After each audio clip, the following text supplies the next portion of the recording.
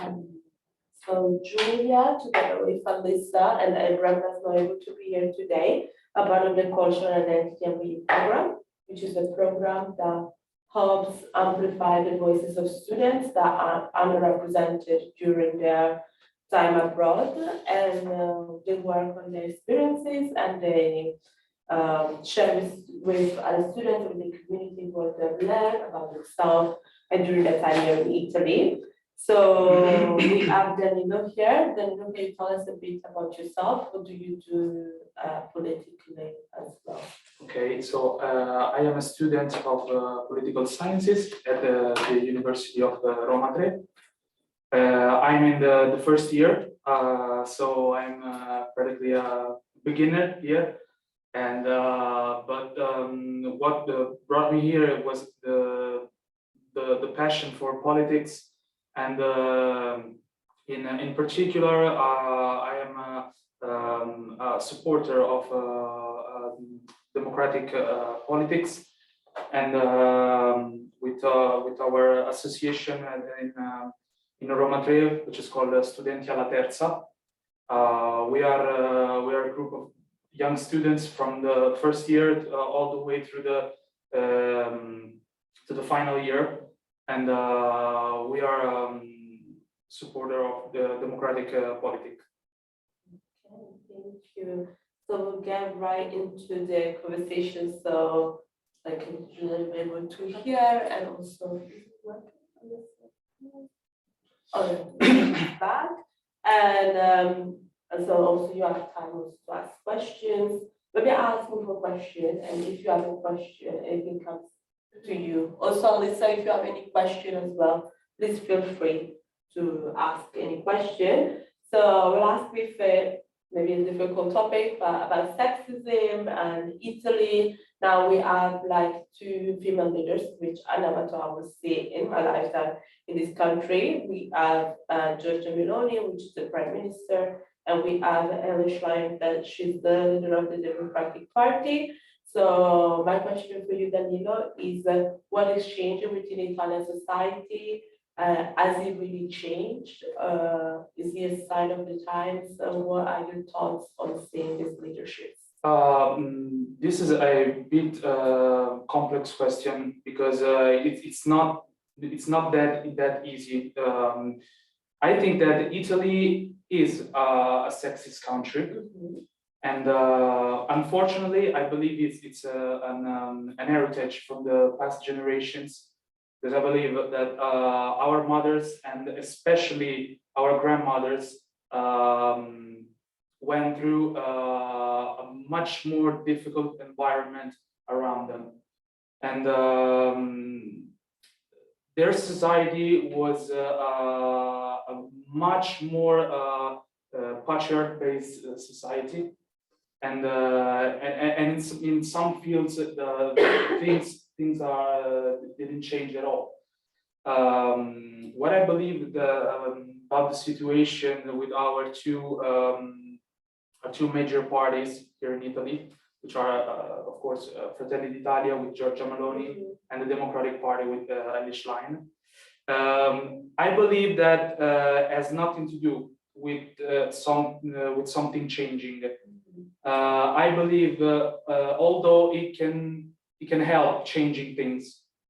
To me, those two things, which are two women leader and things changing, the two things I believe are not linked together, but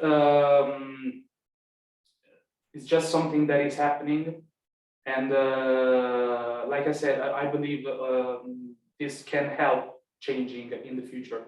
But those things didn't happen because something has changed. It's just about that because these things happened, something can change in the future. That's a very great answer. It makes you think a lot about politics, leadership, and so on. Do you think there have been any changes in the past, however many years, regarding sexism? Do you mean in politics specifically? I would say more society. Okay, I believe that something has changed because I believe that, and I believe it has to do with the society that was created in the past like 10 years or 15 years or so. Because I believe that 15 years ago, which is not that long ago, I believe that things were a bit worse in terms of the being sexist. And right now, I believe that it is a more virtuous time because we have two leaders in politics, but in other fields, we got more women being managers of big companies, and I believe that this can help changing things in the future from now on.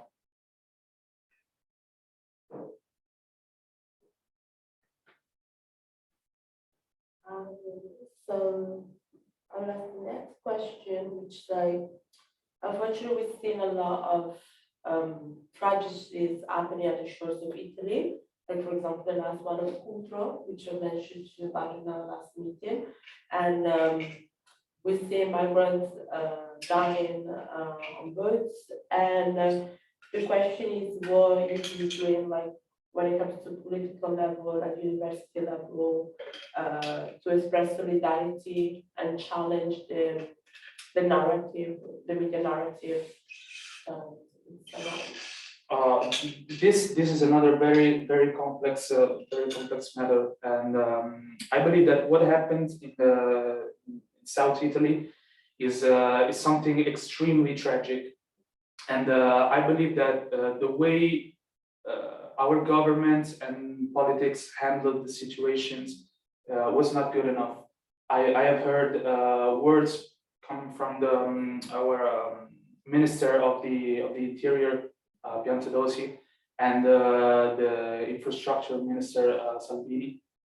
There were horrible words, and I believe that nobody should experience something like that.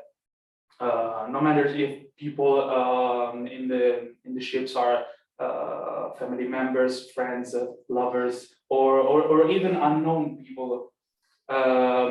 So I will just cut short because I have a quote from a British author, Worcestershire, that says, "No one puts their child in a boat unless the water is safer than the land." And I believe these are very strong words, and I would like that more people like our right wingers in Italy can read about this British author and those words, especially because those people that come from Africa, but from every part of the world, not just Africa, should never experience something like that. It's a very unfortunate situation, and I am ashamed that our politics handle the situation in this way.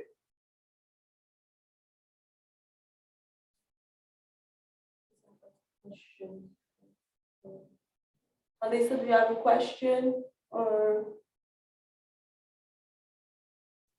can you hear us, Alisa? Yeah, I have a question. Maybe, in your opinion, what do you think the next steps could be, whether that's big or small, like maybe which one would make like more impact? Thank you, Alisa.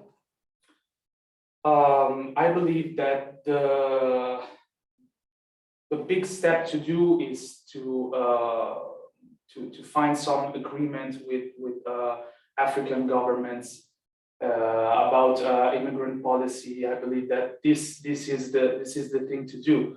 Although it's not easy to find agreements with those countries, especially because some of those countries are in a chaotic situations in terms of their politics. So no one really knows who can agree or not agree with those kind of of agreements that we can stipulate with them. So I believe that the big thing to do is to find agreements with African governments and come up with something to help these people to escape those difficult conditions. What about other countries? What about Syria, Afghanistan, and people coming from those countries? This is something that we always talked about because everybody knows what's happening in Turkey. So Turkey is the great way to come in Europe, and I heard some Italian people complaining about the immigrants, and this hurt me because I met a couple of immigrants, and most of them told me that their plan is not to be here in Italy. Most of them would like to go to Northern Europe, like to Norway, to Sweden, and to Denmark, to Germany. Germany has a lot more immigrants than we do. So I believe that we can come up with something with those governments and find the solutions for them, because it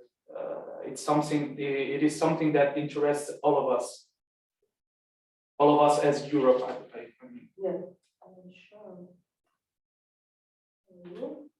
Question B. That's 5 minutes. So, like you all are students, and I think something that really matters to you guys is mental health, and we have different conversation. And lately we've seen a lot of news of people struggling with their mental health, also within Italian university. So my question for you, Danilo, is what conversation are you having on campus when it comes to mental health? This is a subject that interests me the most, because I have struggled with mental health, and it's just something that I fought in the past year, and that I for now I have defeated with the help of professionals. And I believe that as campus, what campus can do is to increase their offer with mental care, and I believe that is something we can all work together, no matter the political colors or any of that. I believe that is something that interests most of us, and mostly because we are in a hurry of come up with something with this too, because it's something very, very serious. And like I said, we with the association that I belong to, we are trying to increase and make better services, better offer with mental care, with free mental care in every campus. I believe this is something that everybody should have. Do you find that there's a stigma against people who struggle with mental health, or no? Yes, I believe so, and it is something that I have to deal with in person. So yes, a lot of people, especially the elder generations, or they think that because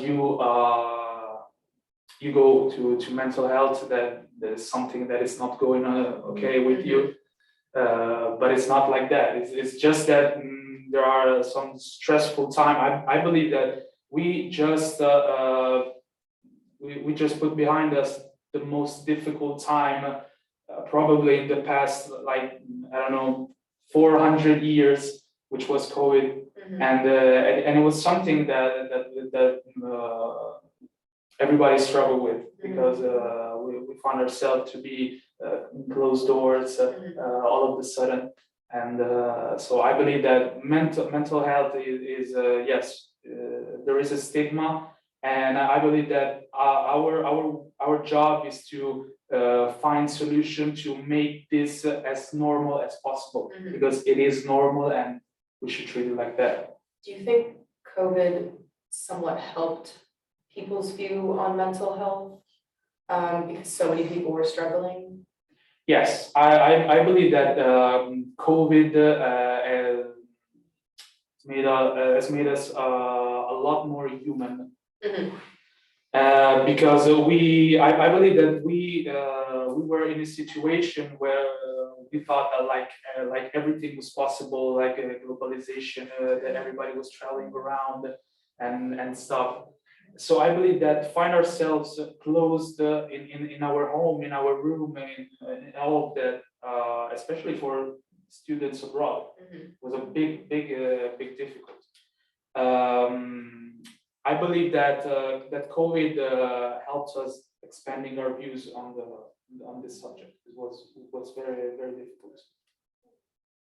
Yeah, because I found that that was a big time, especially just like everywhere, that people started talking more about how mental health like really affects people. And like I struggled a lot with, and still do, with depression. So it's nice that it's getting somewhere, you know? Yes, I totally agree on that, because I basically come from the same situation, Mhm. so I knew exactly where we were and where we are right now. So I think that, like I said, we should make this as normal as possible, because it is as normal as possible. Yeah. So Everyone's been dealing with it for all of yes, of all of course, life. of course, and maybe some people like accept it and decide to go to mental care, and some other people didn't, because they are affected by the stigma that if they go to mental health, people will look at them in a different way, like, oh, this guy goes to mental health, so it's not reliable. I mean, you can rely on this guy. Yeah, I've heard a lot of people, probably just online, but just saying that their parents or grandparents would be like, you just have to deal with it because it's a normal thing everyone goes through, and it's such a bad thing to like perpetuate it's normal for people to just like struggle by themselves without any help. And I've been going to a therapist for a very long time, so knowing that it's getting better in here is like very nice to hear. So yeah. Yeah, I believe that this thing too, because I was affected by the stigma of mental health. So it was something that at first I didn't pay attention to it a lot because of this stigma. So I just tried to figure it out myself. Yeah. But it is something that you shouldn't do, because therapists are there for a reason. So if they're there, that means that they're worth. Yeah. So I mean, I also did that, like this past summer, I kind of stayed in my own bubble before actually deciding to talk to my therapist again about what was going on. And then, you know, even like if it's accepted, like in the States, it's definitely more accepted that people struggle with mental health, but we all have that stigma in our brain that's kind of like, it's fine to just deal with it yourself, which it's really not, because everyone needs some help. So. of course, it's something very important. So I believe that the least you could do is to find a professional and talk to them about your condition, talk to them about what's happening, why you believe you're there, and also what is affecting you, because it's not, it didn't has to be something that big. It could be something that is small too, but as long as you don't go to therapy, you can really know what's going on. So I believe that it's something you should do. And even just talking with friends, I think, is very helpful as well. Sure. Because if I'm not talking to my therapist, I'm talking to other people about what's going on in my brain. So I found, especially for me, keeping things inside my head makes it 1,000 times worse. So Sure. yeah. Sure. Talked about it is a good way to like go to therapy for free. Yeah. Because you can have like some very helpful opinion, Mhm. because maybe you could have a friend that has been to therapy, Mhm. and they can maybe struggle with the same problem that you struggle with. So my thing was I always saw people that if I can help with my story, if my story can help somebody that had my same problems, Yeah. I will be happy to help them, because I know what they're going through, because I went through that. Yeah. So I believe that's very important to have somebody that can share your condition. Yeah. Or just listening to what you want to say, which I Sure. find is very helpful as well. Sure. So, yeah. I have a good question about like peers. Do you think your peers always understand? Like your peers, your friends do always understand? Because sometimes we say the older generation, but you know, sometimes I would say even peers do not always understand. Yeah. And so sometimes I feel I have to be selective about the people that I talk about instead of struggle with my mental health. Oh, yeah. Like it's definitely, you can't talk to everyone about the same thing. Mm. Because some people will have different perspectives and then you don't really want to hear that perspective because one, it may not align with what you want to hear, Yeah. which I found that I kind of, if I don't want to hear something, I'm not going to talk to someone about it. Yeah. But also some people just, maybe they're not, I don't want to say mature enough, but in that sense, they haven't experienced enough where they have a good perspective. Mm. Yeah, I totally agree on that. But I believe that this condition, I believe that it has to do with the fact that those peers, those friends are affected by that older generation I was talking about earlier. So I believe that their condition is more of a person that maybe didn't suffer the same kind of problem, but they have heard their elderly about it. So maybe I don't know. Maybe they're affected by the fact that they didn't have to go to therapy, much more that they didn't need to go to therapy. Yeah, like I have a couple of friends that they just don't want to deal with things and they kind of just push it away. And I'm kind of in awe of how they deal with things like that, like especially like a big argument with a friend perhaps, or like family. Family definitely has a lot to play in it. Like if your parents are very against stuff like that, like accepting your feelings and kind of talking things out, like you just won't get there. So Yeah, I agree on that too, because I'm seeing this with my father is currently going to therapy, and he was a kind of person that always think of themselves very highly.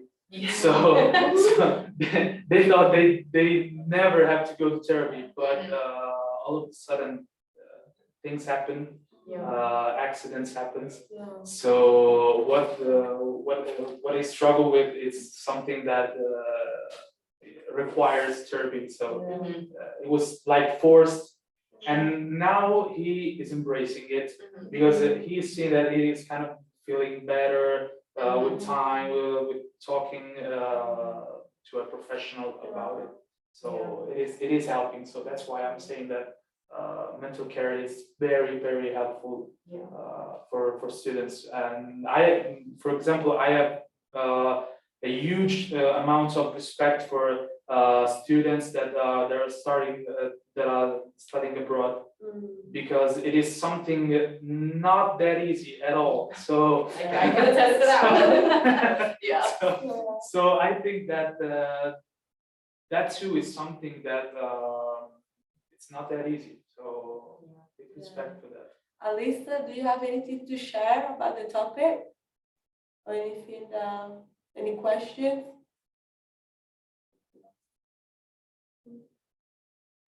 Not at the moment, but I'm listening intently. Okay, that's good. That's good.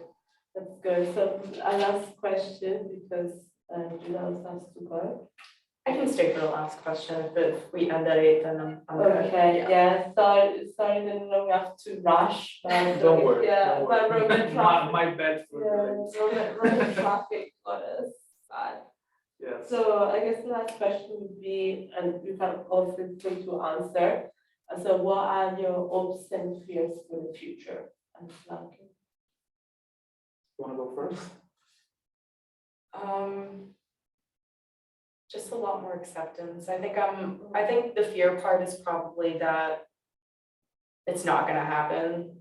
That, I mean, I know especially with the last president that we had, things kind of really took a turn for the worst, and it's still kind of there. And with COVID, people were just, with people in charge that are like speaking their negative mindset, and pretending things don't exist, it's very harmful, and especially with older generations teaching like their children and things, those same viewpoints. It's very scary that that's going to come back like 10 times more in full force than what we've seen in probably the past like 20 years. But it is good that there is more acceptance in a lot of places, and that I think with COVID, yes, there was a big like downside, but the fact that mental health is becoming so much more normalized, and that people are actually starting to focus on different people and that things affect everyone, I think that that's very helpful. So there's a lot of good and bad that's going on. Yeah, I agree on that too, because for the most, because I'm worried for what could happen with the next year elections. Oh, yeah. I'm very worried for that, because I believe that the step ahead that we took could be like one step ahead and 4 steps behind. So I'm worried for the election next year, but I hope that, of course, things could go not like last time, but maybe, but we have to deal with the fact that it could happen. Yeah. I believe as well that the fact that we need more acceptance. I believe that we have to fight more for like civic rights. And I believe that is something that we have to increase everywhere in the world, because there are still so many countries in the world that didn't have the same amount of civic rights. So like maybe what you can do, I don't know, if in France maybe you cannot do in Iran. Iran is something very, very big that we talked about it in our group in the past months, because what is happening there with female students is something that is atrocious. I would like to add to this. My hopes for the future are that in our country, in Italy, we can have more help from the universities in finding ourselves a place to work, be directed to place of work, and like be inserted in this world that it's gonna be our future for the next, I don't know, who knows how many years. So I believe that is something that we have to deal with. Thank you. Alisa, do you have anything to share about hopes and fears for the future? I guess a fear is that I notice already in life is just we keep making steps backwards. But I do definitely, like, I'm hopeful and see that we have been making some like big steps along the way, from like hearing from the news, or when we talk about it in like hard conversations, that we are getting somewhere, but just like the fear is just going backwards. Yeah, that's true. And do you have a hope for the future?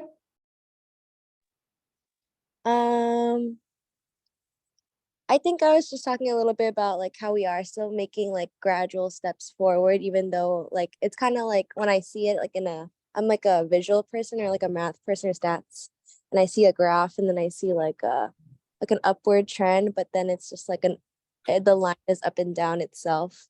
But like I'm hopeful that we'll still keep on going up. We'll reach our goal eventually. Yeah. I really like the idea of the graphic and see the ups, like the ups and downs, but we have to still keep on going up.